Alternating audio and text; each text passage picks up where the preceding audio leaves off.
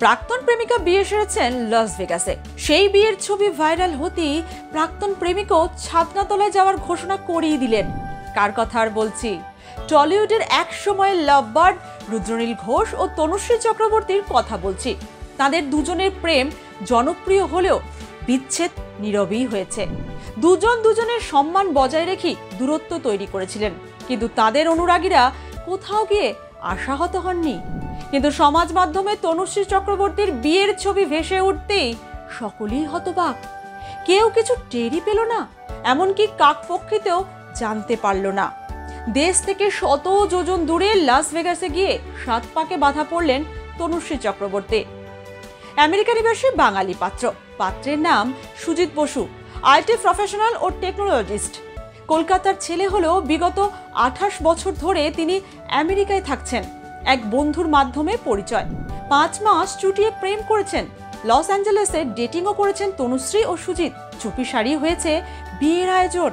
তনুশ্রী চক্রবর্তীর ঘনিষ্ঠ সূত্রে খবর, বিয়ের কোনো পরিকল্পনাই ছিল না। বিদেশে ছুটি কাটাতে গিয়েছিলেন তনুশ্রী, আর সেখানেই নাকি বিয়ের আয়োজন সেরে ফেলেছিলেন সুজিত।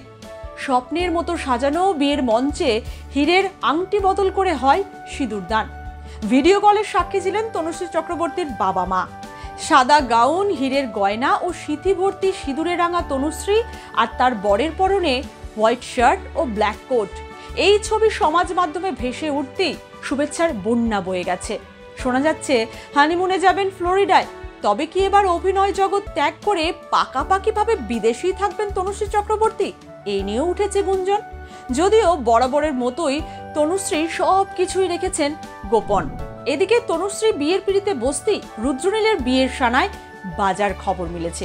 ওমা, প্রাক্তন প্রেমিকা বিয়ে করতেই কিনা বিয়ের কথা মনে পড়ে গেল রুদ্রনীলের। নাকি তিনিও গোপনে সব ঠিক করে রেখেছিলেন, শুধু শিলমোহর দেওয়া বাকি ছিল।